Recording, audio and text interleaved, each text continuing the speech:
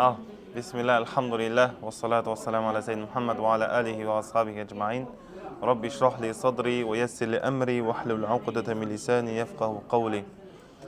Енді құрметті қажекелер, біз аз да болса да барымыз енді. Құдайға шүкір. Алланың таңдаулы. Үстіміз іріктеле береміз. Соңына шейін бір-екеуіңіз отырасыздар ғой бұйырса. Енді Аллах тағала Құран-ы Кәрімде алдында айтқанымыздай, бұны әрдайым айта береміз. Әрбір сөзіміздің басында бастай береміз. Астаизу билла. Инна Аллаха ва малаикатаху юсаллуна алан наби, я айюхаллазина аману, саллу алейхи ва саллиму таслима. Расында Алла және оның періштелері пайғамбарына салауат айтады дейді. Ей иман еткен пенделер, сендер де пайғамбарларыңа салауатпен сәлем жолдаңдар дейді. Ал енді біз сол Аллах тағаланың өзі дәрежесін биік қылып қойған пайғамбарымыз саллаллаху алейхи вассаламның туылған жеріндеміз. Ол жерде, бұл жерде пайғамбарымыз саллаллаху алейхи вассалам өскен. Ана жерде Қағбаның жанында қазіргі патшаның үйі бар. Сол негізі баяғыда тау болған. Білесіздер, Абу Құбайс деген. Әлі де тау, бірақ бір жанын қазып, бірақ қазір патшаның үйі үлкен ғалымдар, шейхтар, өңке қарилар, сондай кісілер сол жерге тұрақтайды. Жарыс болатын болса. Кезінде сол жерде мушриктер пайғамбарымыз саллаллаху алейхи вассаламды дінін жайып жатқан кезде диспутқа шығарған ғой. Разборка былайша айтқанда. Ей Мұхаммед, маған Раббыңды сипаттап берші деп айтады ғой. Сен Раббым, Құдайым дейсің. Не өз Құдайың? Кім ол сен Құдайың дейді ғой. Сипаттап бер. Сол жерде Аллах тағаланың аяты түскен. Қайсы аят? Ихлас сүресі түскен ғой. Құл хуаллаху ахад. Ей Мұхаммед, оларға айт, Раббың жалғыз. Раббың жалғыз сенің. Ол мынау сол кезде Қағбаның айналасының баршасы пұт болған. Ішіне шейін кіріп кеткен пұттар. Оның бәрін Құдай деген, сенің Құдайың ондай көп емес. Жалғыз ғана сенің Құдайың бар. Аллаху самад. Алла ол самад. Еш нәрсеге мұқтаж емес, Алла самад ол. Ләм ялид ва ләм юлад, ол туылмаған және туылмаған дейді. Ва ләм якул лаху куфуан ахад. Ол қандай? Оған еш нәрсе тең келмейді дейді. Бұл біздің ақидамыздың, былайша айтқанда, толық ақидамыз ғой біздің. Сеніміміз. Осы нәрсені дұрыс білетін болсақ, біздің ақидамыз толықта. Ол да Аллах тағала ол жалғыз. Аллах тағала ол еш нәрсеге мұқтаж емес. Алла ол туылмаған, туылмаған. Христиандардың ақидасын осы жерде жоқ қылып жатты. Христиандар не деді? Ол Иса алейхиссалам ол Құдайдың баласы деді. Құдайдың баласы деді. Одан кейінгісі не деді? Мариям ол да бір әке Құдай, ана Құдай, бала Құдай деп, олар Құдайды үшке бөлді да. Міне осы жерден үшіншісіге сол христиандардікі кетті да. Қарасақ, енді адам баласында өмір болғаннан кейін көптеген сынақтар болады. Сол сынақтардың баршасынан өтіп келдіңіздер сіздер. Баршаңызға Алла разы болсын, баршаңызға ризамын. Енді алдағы уақытта Құдай қаласа, мына жерде тарихи жерлермен жолғамыз. Пайғамбарымыз саллаллаху алейхи вассаламның дүниеге келген жері бар бұл жерде. Әлі күнге сақталған. Қазіргі таңда ол не? Кітапхана. Сіздер көрдіңіздер ме, көрмедіңіздер ме? Пайғамбарымыз саллаллаху алейхи вассаламның қазір туылған жері ол кітапхана қазір. Соған зиян берген, соған тиісіп жүрген Абу Лахабтың үйі не ол? Туалет қазір. Қазір сіздер туалетке барып жүрсіздер ғой? Сол Абу Лахабтың үйі сол. Артындағы дәу туалет. Пайғамбарымыз саллаллаху алейхи вассалам үйіне қарама-қарсы. Енді кезінде Яхия ан-Нахуи деген кісі болған. Бұны айттық па, айтпадық па? Яхия ан-Нахуи деген ғалым болған. Сол кісі екі ортада судың мына бетіне өткізетін қайықпен жүруші адам болғанда. Таксист, суды қайықпен таксист. Ана шәкірттердің бәршасын алып, әрдайым алып жүреді екен, ол егде жасқа келіп қалған. Бір күні ойлайды ғой, мен де барып не істесем болар еді деп ше. Білім алсам болар еді деп. Оны көреді, анаға ұстазы көріп қалады, бұл келеді жайлап. Ұялып тұрған кезде, ей, Яхия, кел дейді. Кел, сабақ алып көр дейді. Сөйтіп, ана бала сабақ ала бастайды, бала деп, үлкен кісі ғой. Сол сабақ ала бастайды, тіл ғалым болып шығады ғой. Үлкен ғалым болады. Қараңызшы, сол сияқты Аллах тағала өз дәрежеңді көтерейін десе демде екен да ол. Дәрежені бір-ақ сәтте көтереді. Одан кейін сол замандарда бір не болған?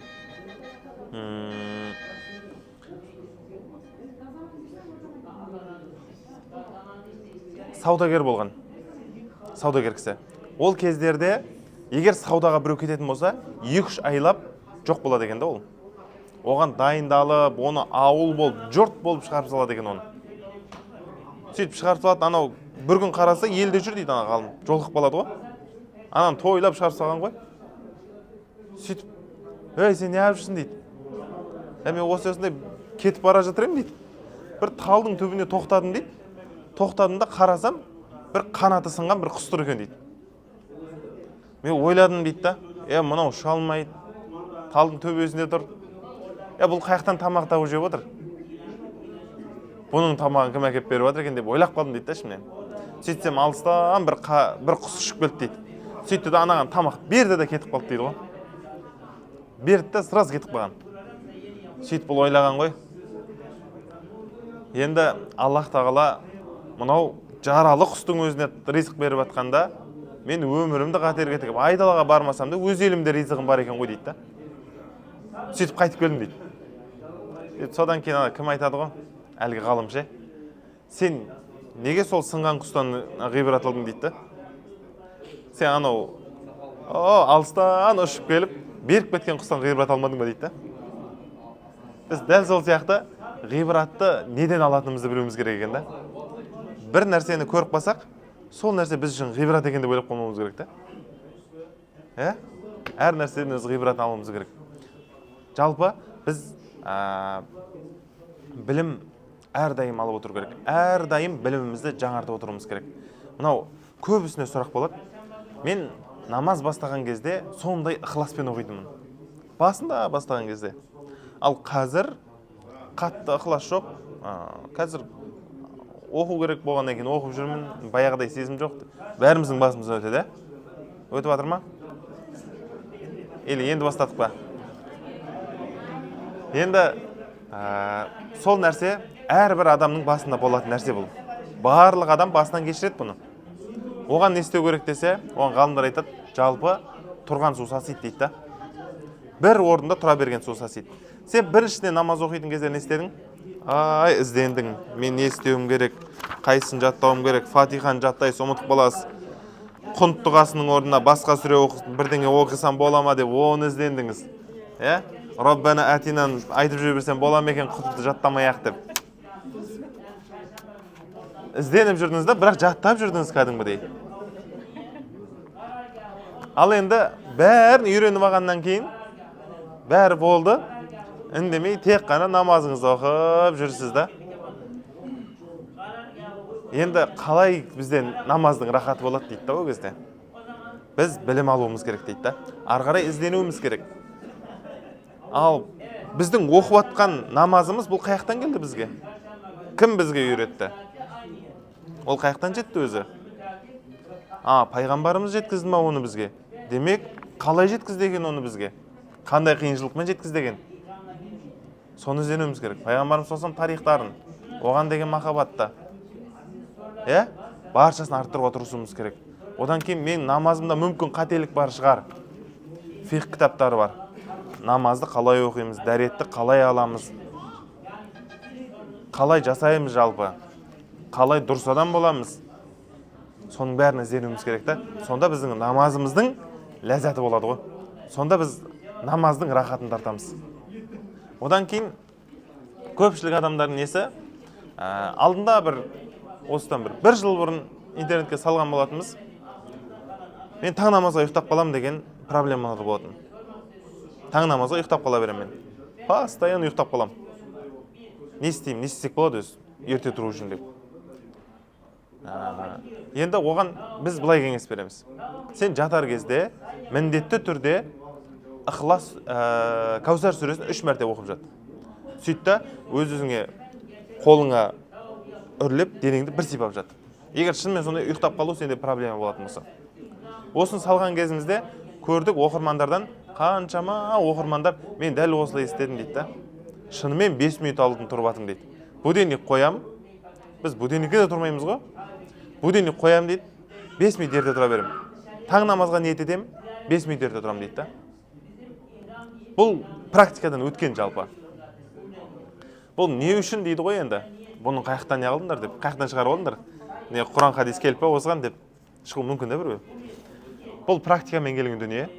Және қаншама адамдарға айтқанымызда, ол адамдардың баршасы дәл осылай болғандығын айтты.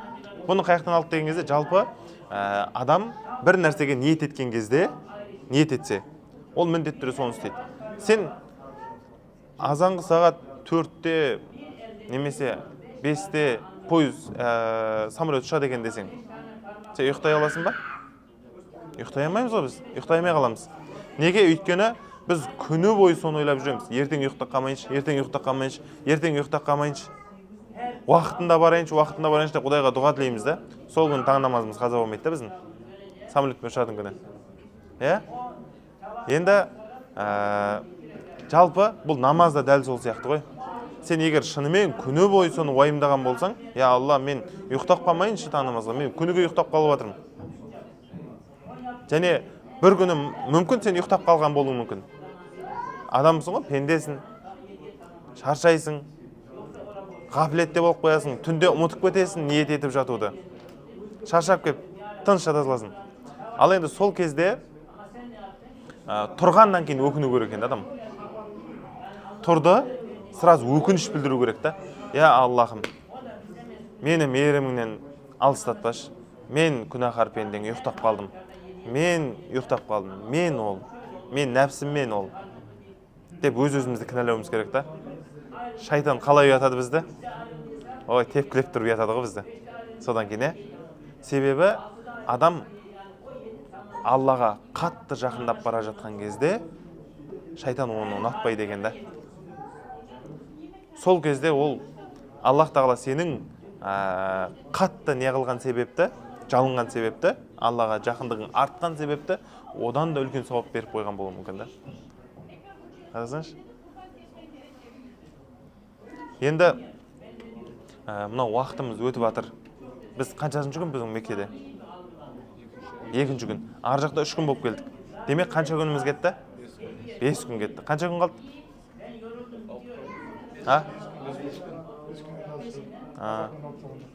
Бір күн экскурсиямызбен кетеді. Бір күн жиналуымызбен кетеді ертең. Бір күн базармен кетеді. Сонда қанша күн қалды?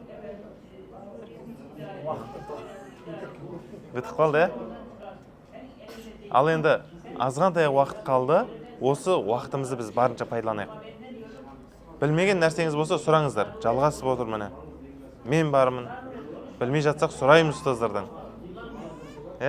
Келіңіздер, көріңіздер. Одан кейін Құдай қаласа тарихи орындарды аралап шығайық бәріміз. Сол кезде уақытымен шығайық. Алдындағыдай болмайды. Одан кейін бір ескертіп қояйық. Экскурсияға, мысалы, бір жерге шығамыз дедік қой. Егер кешігіп жатсақ, кете береміз. Сол айтқан уақыттан 10 минут немесе 9 минут сондай күтіледі. Егер одан кешіккен адам сол жерде бисмилля деп ары қарай ұйықсын немесе отырысын жалғастыра береді. Бір ауыздан келісеміз бе? Негізі сондай дұрыс қой, Себебі өткенде біз қанша сағат күттік? Мен 4-те келдім таңға. Азында намазға тұрып атсам, аяғым өзінен өзі отырайын деп жатыр ғой. Ұйқысы кеп. Енді жаңа білім деп айтып жатырмыз ғой. Білім алуымыз не үшін керек? Және де тақуалық не үшін керек бізге? Егер сен Алланың сондай бір былайша айтқанда Алланың сүйікті құлы болатын болсаң бар ғой, Алланың әулиесі болатын болсаң, Аллах тағала саған мынау біздің күшімізден тыс нәрселерді беріп қояды. Оған не дәлел? Кезінде Сүлеймен деген пайғамбар болған. Сүлеймен алейхиссалам. Сол Сүлеймен алейхиссаламның кезінде Билқис деген әйел патшайым болады. Сонда кім айтады ғой? Сүлеймен алейхиссалам. Араларында Худхуд деген құс көрінбейді ғой дейді. Қаяқта? Егер ол үлкен хабармен келмесе, мен оның басын алам дейді да. Оны өлтірем дейді. Әне ақтул дейді ғой. Мен оны өлтірем.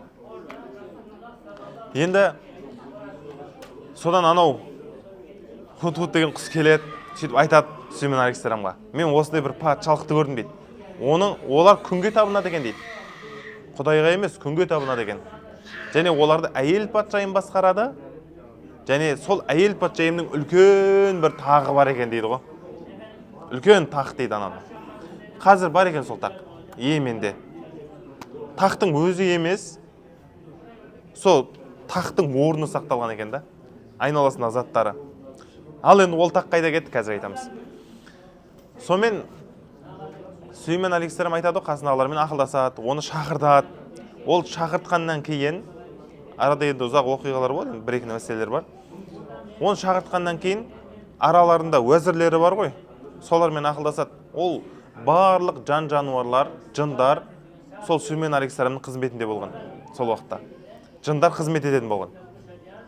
Сөйтеді да, қайсың маған өте жылдам уақытта сол бір тақты алып келіп бере аласыңдар дейді ғой. Өте жылдам уақытта дейді. Сол кезде арасынан Айфрит деген не тұрады, жын тұрады. Өте жылдам болады да ол. Күші өте мықтысы арасындағы. Сөйтеді да, мен былайша айтқанда өте жылдам уақыт бір тараптан екінші тарапқа қарағанша, орнынан тұрғанша дейді ғой. Мен алып кеп берем. Өте жылдам уақыт айтады. Мен алып кеп берем саған сол тақ дейді. Мысалы, мен бүйтіп қимылдап жатырмын ба, демек тақ мына жерде тұр да. Қараш, ай далада, еще үлкен ол тақ. Интернетке жазсаңыздар, Билқис деп жазсаңыздар шығады тағы. Сурет шығады. Орны шығады да енді. Ал енді содан кейін арасындағы оған ілім берілген біреуі дейді да. Тұрды да айтты дейді ғой. Мен кірпік қаққанша әкеп берем дейді айтты дейді ғой. Қараш, кірпік қаққанша әкеп берем деді. Оны одан кейін тәпсір ғалымдар айтады ғой. Айндаху илм. Оған ілім берілгеннің біреуі деген кім ол? Деген кезде мынау Замахшаринің кітабында, Кашшаф деген кітаптарында жазылады. Ол мүмкін дейді, Жибрил дейді да. Жибрил періште дейді. Мүмкін ол адам дейді ғой. Оның естімі астур болуы мүмкін дейді. Қараш? Былайша айтқанда, жаңағы нәрсені тақты мен өте жылдам уақытта кіріп қаққанша әкеп берем деген адам, әкеп берем деген ол адам болуы мүмкін дейді да. Сіз бенен біз сияқты да. Қалай сонда ол? Біздің былайша айтқанда басымыз жетпейді ғой нәрсеге. Сонда Құдай тағала өзінің пендесіне сондай ілім беріп қояды екен да. Бұған дәлел не? Бұған дәлел. Кезінде Адам алейхиссаламның өзіне Құдай тағала ілім берген себепті періштелерді оған құрмет сәждесін жасатып қойды ғой. Білесіздер ғой, сол кезде періштелерге айтты, сендер адамға сәжде жасаңдар деді. Періштелер жасайды. Араларында тек кім жасамайды? Ібліс қана. Мен жасамайым деді. Аллаға қарсы шықты да.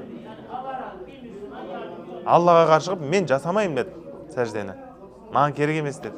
Ол топырақтан жаралды, мен оттан жаралды, мен биікпін ғой одан дейді. Қараш, тәкаппарлық ол тозаққа жетелейді деген осы деген да.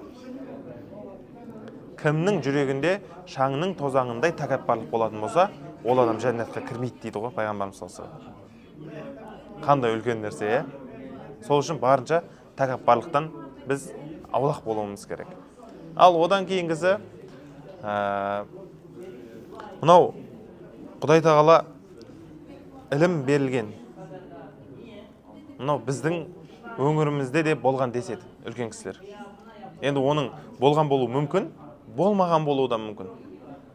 Болуы мүмкін нәрсе да былайша айтқанда. Сонда бір кісі болған дейді бізде. Өзінің бала-шағаларына айтып жатқан ғой. Алдында айттым ғой сіздерге, иә. Мен өмірден өтсем, мен анау дарияның арғы бетіне барып жерлеңдер деп айтты дейді. Сөйтті да, өсиет етіп кетеді ғой. Өмірден өтті. Өмірден өткеннен кейін бала-шағалар енді біз қалай өтеміз арғы бетіне? Қазір мынау ағыс бізді шайып кетеді ғой дейді да. Өткізе алмайды ары қарай. Шамалар жетпейді өткізуге. Сонан енді ең болмаса сол неге дарияға жақындап барып жерлейік дейді ғой. Сөйтіп барады, дарияға барса, дария екіге ашылып тұр дейді да. Су екіге ашылып тұр. Бізде қазір сөз бар ғой.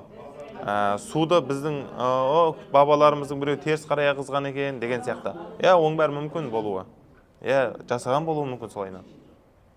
Ондай жасау мүмкін емес деп ешкім айта алмайды. Содан екіге ашылып тұр дейді ғой. Барған, дарияның арғы бетіне өтіп, сол қырға жерлеген, қайтып келсе, қайттан өз ағысымен ағып жатыр дейді да. Қараш. Сонда бұндай нәрсе болу мүмкін нәрсе екен да ол. Енді біз келдік, міне, Алланың қонағы болдық. Біз бірінші Мединаға бардық. Мединаға бардық не істедік? Күнәмізден кешірім сұрадық. Пайғамбарға салауат айттық. Енді келіп, мына жаққа умрамызды жасадық. Умра, иншалла, өткен күнәлардың барына кафарат болады. Кешірім болады. Умрамызды жасадық. Ал енді қазір бізде 5 күн уақыт бар. Ол бүгінмен есептегенде ма, или ертеңмен есептегенде 5 күн бар? Ертеңмен, 5-ақ күн уақыт қалды. Экскурсиямыз бар, ұйықтауымыз бар, жаңа базарлығымыз бар, бір күн, дайындалуымыз бар. Иншалла, уақыттарыңызды құр жібермеңіздер. Бұл жер өте берекелі. 5 күн көзді ашып жұмғанша өтіп кетеді. Уже кетіп жатырмын ба деп бір ертең кететін кезде, уже уақыт болып қалды ма? Бүйтіп қалу керек, сөйтіп қалу керек деп ойлап қаламыз да. Ал енді уақыт кеп тұрған кезде, сіздерге Аллах тағала мүмкіншілік беріп тұрған кезде, иншалла барынша құлшылық жасаңыз, Алладан сұрайтын нәрсеңізді сұрай беріңіз. Одан кейін мынау кешкі сабақтардан қалмаңыз. Бұл кешкі сабақтар, одан кейінгісі сіздерге айтатыным, кешкі сабаққа дәптер-ручкамен келсеңіздер жақсы. Неге? Себебі ертең біз жақсы нәрселер айтсақ, осы кезде дейсіздер да, ертең шыққаннан кейін естейсіздер, ұмытып қаласыздар. Сол үшін мен тіпті өзім мынандай ручка дәптер ұстап жүремін негізі. Әрдайым. Бүйтіп қарап жүрем, не бар екен, мен не жазып қойдым екен, жақсы нәрсе ме, жаман нәрсе ме? Енді жаман нәрсе жазбаймыз ғой енді. Бірақ барынша өзім қарап жүремін да. Сол үшін кез келген бір уағызға бардыңыз ба, енді сумканы соғылым ұстап жүресіз ғой. Бисмилля деп жазып қойыңыз ішіне. Мен бүгін мынандай нәрсені білдім. Мына нәрсені білмейтінім, осы нәрсені біліп алдым. Осы жерде отырып алып жазыңыз бисмилля. Осы нәрсе бар екен деп. Енді Құдай қаласа, қанша уақыт болды? Мен сіздерге 23 минут болды ма? Салауаттың жалпы салауат біз әрдайым айтып жүрміз керек. Салауат айтқан адам, оған пайғамбарымыз саллаллаху алейхи вассаламға екі ортада періште болады екен ғой. Сен салауат айтасың, пайғамбарымыз саллаллаху алейхи вассалам жеткізеді. Пәленше қызы немесе пәленше ұлы пәленше саған салауат айтып жатыр. Саған сәлем жолдап жатыр деп. Ол шынай жеткізеді екен кәдімгідей. Одан кейін сізге қарай пайғамбарымыз саллаллаху алейхи вассалам істейді, кері сәлем жолдап жүреді екен ғой. Қандай, Одан кейінгісі, мынау қағба, бұл жерде жасалған дұға кері қайтарылмайды. Мынау қағба негізі басында аппақ болған дейді. Өте аппақ болған, жәннеттен түскен уақытта.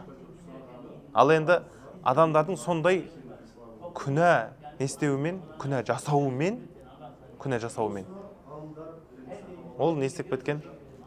Қарайып кеткен дейді. Қарайып кеткен. Ал енді бұдан алатын нәрсе, жалпы күнә деген тастың өзін қарайтып тұр ғой, тас болған нәрсенің өзін. Біздің жүрегіміз бар ғой, ол еттен жаралған ғой. Еттен жаралған нәрсе ол білмеймін қалай не болып жатқан ішінде. Сол үшін кешірім сұрау бұл не істейді? Сол тас болып қатқан қарайған жүректі жібітеді деген, ерітеді деген. Шылақтардың бәрін шығарады. Одан кейін кейбір адамдар былай ойлауы мүмкін. Мен жалпы құлшылық жасасам, мен жылай алмаймын. Және де Алладан сұрайым, мен жылай алмаймын. Барлықтарымыздың ойымызда бар ғой, Менде жүрегім тас болып өткен ба, мен қандай адаммын өзі? Бір нәрсені, мысалы, пайғамбарымыз сирасын оқып жатырмын, неғып жылай алмаймын мен? Намаз оқып жатырмын, неғып жылай алмаймын мен? Деген сұрақтар болуы мүмкін жүрегімізде. Ал енді бұның жауабы негізі жалпы. Адам жеке қалу керек. Жеке қалу керек та Аллаға өзінің күнәсін айту керек. Я Раббым, мен құлмын. Мен құлмын, я Раббым. Мен осылай күнә жасап қойдым, Аллахым. Мені кешірші. Мені кешірші. Мен құлмын, мен нәпсіме ердім, нәпсіме ердім. Деп өзіңізді кінәлаған уақытта жүрегіңіз бір басқаша болып жібере бастайды. Оны өзіңіз сезесіз кәдімгідей. Жүрегіңіз жібереді. Жібергеннен кейін еріксіз көзіңізге жас келеді. Көзіңізге жас келгеннен кейін пайғамбарға деген махаббатыңыз, Аллаға деген махаббатыңыз оянады. Түсінесіздер ма? Осы сіздерге кішігірім лайфхак. Енді кеше шаршап қалмадыңыздар ма? Кеше қалай болды? Қаншада келдіңіздер? 3-4-терде келдіңіздер,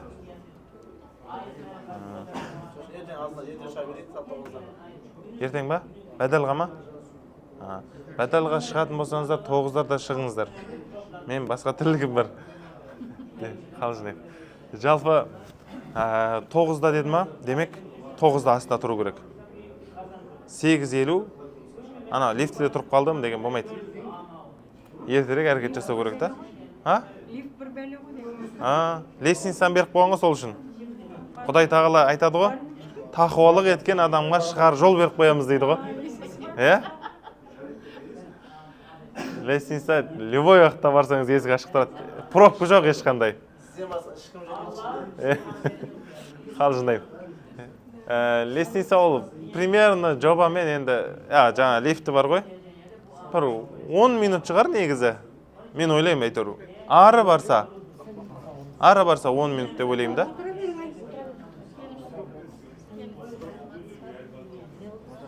Қалай сапа, жақсы демалып келдіңіз ба? Жақсы демалып, тамақ ішіп көріп. Сен анау емдеймін, жиналамын дегенше. Ау? Жиналамын дегенше ішіп алайын. Біз жиналып уже бітірейін деп жатырық. Қайтайын деп жатырық қой.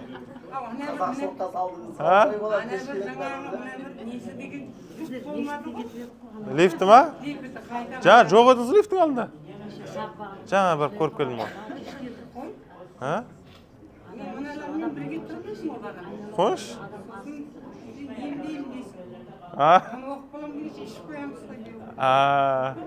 Мейлі. Үлкен апасыз қой. Сізге еш нәрсе дей алмаймыз біз. Сізге қай уақытта келсеңіз де есік ашық қой, апа? Жоқ, мен уақытында барайын деп, бәрі жалғасы өзі именно айтып кетпейін. Болды, Құдай қаласа. Кім азғырып жүрген сізді? Айтыңызшы. Қасымдағылар болмай қалды. Апаны азғырмаңыздар. Енді енді адам сол ғой. Адам туырлап кетесін. Ол қайтадан бұрылып кетеді, туырлап кетесін, қайтадан бұрылып кетеді. Өміріміз солай өтіп жатыр ғой. Кішкене аржағынан азғандай түсініп демейді, түсінеміз ғой. Апа, болды. Сіз айтсаңыз болды ғой.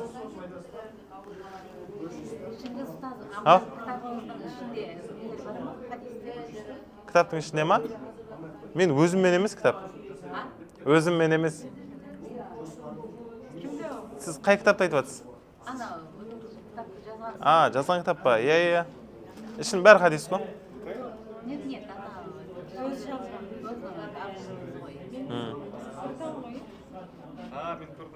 Ау? Şurada Cansu Allah елшісін көргім келеді деген кітаптың авторы бар. Иә, ішінің бәрі хадистер ғой. Барлығы хадистен, ғалымдардың айтқандарынан содан алынған нәрсе. Одан кейін суреттері бар ішінде. Иә. Құдай қаласа ертең алдын ала айтып қойыңыздар. Алматыдан түскен кезде бір балдарға алдырып қоя саламыз. Иншалла. Алла. В общем, бізге уақыт берді Құдай тағала. Міне үлкен бір мүмкіншілік берді. Осы мүмкіншілікті Құдай қаласа барынша пайдаланып қалайық. Барынша пайдаланып қалайық. Бұл уақыт деймде зыр етіп өтеді де шығады. Сіздер тіпті ойламай қаласыздар, бір қарасаңыздар аэропортта кетіп баратасыздар ертең. Сондай болып қалады. Енді мынау сіздерге айтатыным, пайғамбарымыз саллаллаху алейхи вассаламның өмірбаянын көп оқыңыздар. Мынау сира кітаптары бар. Қаншама қазақ тілінде сира кітаптары өте көп жазылды. Аллаға шүкір. Керемет. Одан кейінгісі пайғамбарымыз саллаллаху алейхи вассаламның сипаттарына байланысты. Одан кейінгісі мынау намаз, одан кейін дәрет, садақа, оны қалай жасаймыз, қандай жөн жоралғысы бар. Соның бәрі жазылған кітаптар шықты. Одан кейін ақидаға байланысты кітап шықты. Оны бірақ енді ұстаздармен оқисыздар ғой, бірақ қазақшаларын бисмилля деп оқи берсеңіздер болады. Барынша. Іздене беріңіздер. Әрдайым ізденісте болыңыз. Мына жерде пайғамбарымыз саллаллаху алейхи вассаламның кітабын оқып жүргендер бар ма? Өмірбаянын? Оқиын деп па?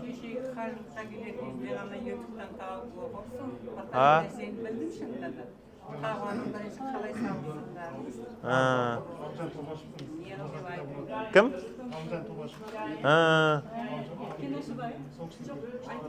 Жақсы ма екен?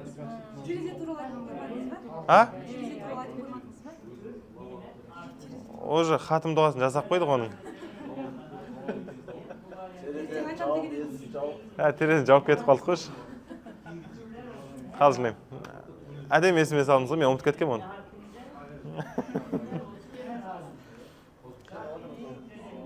Бәсе мен бір нәрсе айтамын деп келдім да. Не екені деп бағадан бері ойланып отырмын ғой, сөйтсем терезе екен ғой. Оны ешкім білмейді ойын берді. Мынау кеше баршамыз неге бардық? Мединаға бардық. Мединаға барған уақытта пайғамбарымыз саллаллаху алейхи вассаламның қабірі бар. Енді ер адамдар көрген шығар оны, бірақ әйелдерді ол жерден өткізбейді, басқа жолмен өткізеді. Сол жерде ер адамдардың бәрі өткен кезде көреді енді, бірақ мән бермейді. Бірақ терезе бар. Оны мен де сонша уақыт жүріп, кеше жолдас балам айтқаннан кейін бар біліппін сонша. Мен осы уақытқа шын мән бермеппін деген сөз бар ғой. Мән бермеген екем. Оның тарихы былай болған. Кезінде Омар радиаллаху анхудың халифалық кезінде сол жерде Хафса анамыздың, пайғамбарымыз саллаллаху алейхи вассалам қабірінің жанында Хафса анамыздың үйі болғанда, сөйтіп соны бұзу керек болады. Адамдарға өту үшін, сәлем беріп өту үшін. Сөйтіп та соны өзінің қасындағы бауырларын айтады, ананы барып бұздыр дейді да. Сол Хафсамен сөйлес, мені бұйрық беріп батыр деп айт, оны бұзсын дейді да. Хафса анамызға барады, жоқ мен бұзмайым дейді. Мен пайғамбарымыз саллаллаху алейхи вассаламға қарап отырамын дейді, жақын жерден. Өмірден өткен үйіне, қабіріне дейді. Мен бұзмайым, рұқсатын бермеймін мен дейді. Әкем өзгесін дейді ғой. Аналар қайттан барады Омар радиаллаху анхуға. Сөйтеді да, рұқсат бермей жатыр қызыңыз деген кезде, пәленше, мен сені не үшін жібердім? Мен қызыма қарап сөйлей алмайым дейді да. Мен қызыма оны қатты айта алмайым мен оны дейді. Мен сол үшін сені жібердім ғой дейді да. Оны қызы барлар түсінеді оны. Мен оған айта алмайым дейді. Ол қарсы шықса, мен оған қарсы шыға алмайым дейді да. Содан кейін қайтадан барады, рұқсат бермегеннен кейін Омар радиаллаху анху өзі барады ғой. Сөйтіп оған мән жайды түсіндіреді. Түсіндіргеннен кейін айтады, сол жерде, сол терезенің жанында бір үйді сатып әпереді, не болмаса салып береді. Сол жердегі. Сөйтеді да, кім Хафсанамыз айтады ғой, соны пайғамбар терезесін пайғамбарымыз саллаллаху алейхи қаратып соғыңыздаршы дейді ғой. Мен әрдайым пайғамбарымыз саллаллаху алейхи қарап отырайыншы дейді сол жерден. Сол терезеден қарап отырайыншы дейді. Сол кезде Омар радиаллаху анху не деген білесіздер ма? Алланың атымен ант етем, қияметке шейін сақталады деген ғой терезең. Қияметке шейін осы терезең болады сенің деген ғой. Ешкім тиіспейді бұл терезеңе деп. Сол әлі күнге шейін бар екен. Мен кеше сол жақтың адамдарынан сұрадым. Шынымен сондай ма? Бұл кім? Не терезе бұл деп. Сол кезде Хафсанамыздың терезесі дейді да. Сонда кәдімгі, анау дуал кәдімгі, полный жүріп бара жатқан. Мына жерде не үшін екен білмеймін, бір терезе тұрады. Ана жерге ешқандай қатысы жоқ та былайша айтқанда. Еш нәрсе істеп тұрған жоқ ана терезе. Ауа кіргізіп тұру үшін деген нәрсе жоқ ондай. Сонда Құдай тағала Омар радиаллаху анхудың аузына салған болуы мүмкін да. Қияметке шейін сақталады, ей Хафса қызым дейді да оны. Сонда Хафса анамыз пайғамбарымыз саллаллаху алейхи сағынып сол терезеден қарап отыратын болған екен ғой. Жалпы қысқаша тарихы осындай да оның. Енді пайғамбарға деген баршасының махаббаты ғой. Біздің де махаббатымыз сондай жоғары болу керек, өте жоғары деңгейде. Одан кейін ертең анау Қағбаны айналып жатамыз ғой баршамыз. Сол кезде қаратас сүйім керек деп ұмтылмаңыздар. Ешқандай әйел адамдар ұмтылмасын. Ол жерге кіре алмайсыздар. Кіруіңіз мүмкін, бірақ қиын дүние. Ал енді ер адамдарда оған қатты тырыспасын баруға. Баруға әрекет жасап көрсін. Құдай тағала ашық қою мүмкін орында. Ал енді қатты итеріп, басқа біреудің ақысына кіріп кетпеңіздер. Себебі қаратасты сүю ол не? Сүннет. Ал енді мұсылман бауырыңа зиян бермеу ол уәжіп. Ал енді сүннеттен уәжіп жоғары тұрады да. Сүннеттен уәжіп жоғары тұрады. Біз басқа мұсылмандарға қиыншылық бермеуіміз керек. Өткенде кіріп бара жатырмыз, алдыңғы келген уақытта.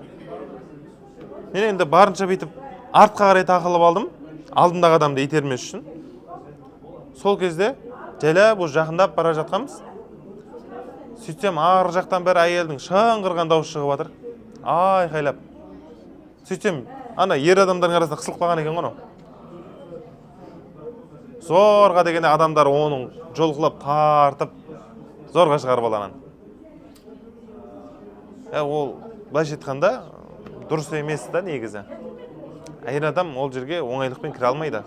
Енді Аллах тағаланың қалауымен бүйтіп кәдімгідей жол ашылып, сөйтіп барып кірмесе, не болмаса артынан бір 8 бауыры 8 жағынан қоршап, дәу. Бұлайынан жол ашып бермесе, ол қиындау дүние ол нәрсе. Ал енді одан кейін ана жерде ер адамдарды кәдімгі сығылысып атады, ана сүйем деп ше. Ол нәрсе былайша айтқанда қиын дүние ғой. Біз біреуге зиян беруге емес, біреуге өзімізді туралауға келдік. Барынша зияннан аулақ болуымыз керек. Сіздер соңынан келдіңіздер ғой, сауап соңынан беріледі дейді ғой. Сауап соңында дейді, иншалла. Ау? Періштелер бір-бірінің үстіне шығып, Аллаға баратын айтады екен, осында сенің пенделерің жайында еске алып жатыр деп. Арасында тыңдағысы келмей, соңынан келгендер де бар десе, бәріне сондай сауаптан жазып. Сондай дейді. Енді Алланың мейірімі ғой. Алланың мейірімі. Өзі осындай жиын болады екен да. Осындай жиында, Алланы еске алған жиында, Құдай тағала берекеті беріп қояды екен ғой. Алдында да хадисте айттық қой.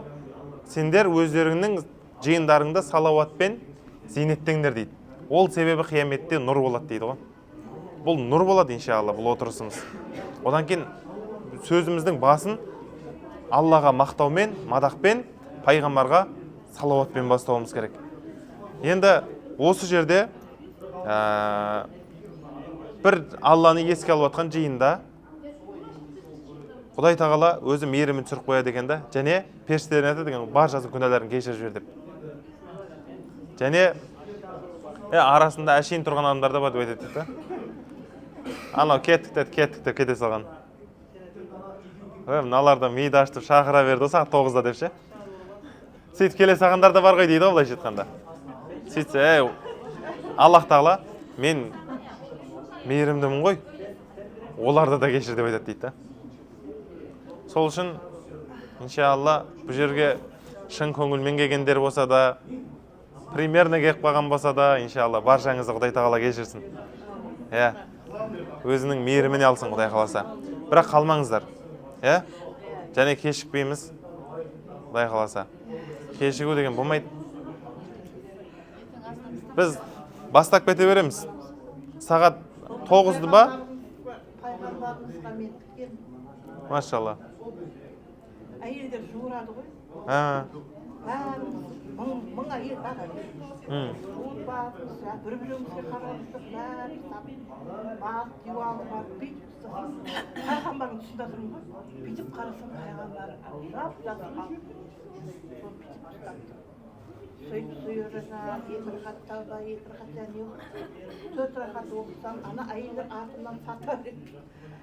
Апа шықса, біздерім тәуба етейік. 4 рақат оқыс, ана әйелдерге орын берді. Мединада ма? Иә. Машалла. Раудаға ма? Дұрыс, машалла. Қабыл болсын, апа. Терезе көрмедіңіз ба деймін. Келесі жол терезеге қарап жүретін болыңыздар да, Құдай қаласа. Енді сіздер қазір келдіңіздер ғой. Мына жақта кәдімгідей қуанып жүрсіздер. Егер бар ғой, сіздер тарихты білген уақытта бар ғой, бұл жақта басқаша көзқараспен жүретініңіздер. Бұдан мүлдем бөлек. Мынау Құдай қаласа осыны бір көріп алдыңыздар, практикадан өтіп жатырсыздар. Енді елге барғанда осының бәрін кітаптан оқыңыздар. Кітаптан оқыған уақытта сіздерге мына жердің баршасы кәдімгідей естеріңізге түсіп отырады. Ал одан кейінгісі келесі жол келген уақытта кәдімгідей дайын боласыздар сіздер. Барлық жерде, мына жерде мынандай оқиға болды ғой. Мына жерде мынандай болды. Мына жерде мына соғыс болыпты ғой. Осы жерде осындай үлкен сахабалар жанын берген екен біз үшін. Дін үшін жанын берген екен. Деп соның бәрін еске алып отырасыздар. Жалпы сіздерді мен бұл бір рет жай оятып кетейін деп Меккедегі алғашқы уағызымыз ғой бұл. Иншалла. Ертеңнен бастап кәдімгідей уақытысында келейік. Дайындықпен, кәдімгідей ручка дәптер. Мен бастапқы кішігірім мәселелерді айттым. Ертең Құдай қаласа маңызды сабақтар болады. Өте маңызды бірақ. Әрқайсысын жазып отырыңыздар. Біліп отырыңыздар. Ертең иншалла Қағба туралы айтамыз. Қағбаның құрылысын айтамыз ертең. Қалай құрылды Қағба? Ұмытып кетпейік, еске саласыз ғой? Жақсы ма? Иншалла. Болды, онда сіздер шаршап қалған шығарсыздар, демалыңыздар. Бірақ ертеңгі неге сабаққа уақытысында кешігу деген болмасын. Иншалла.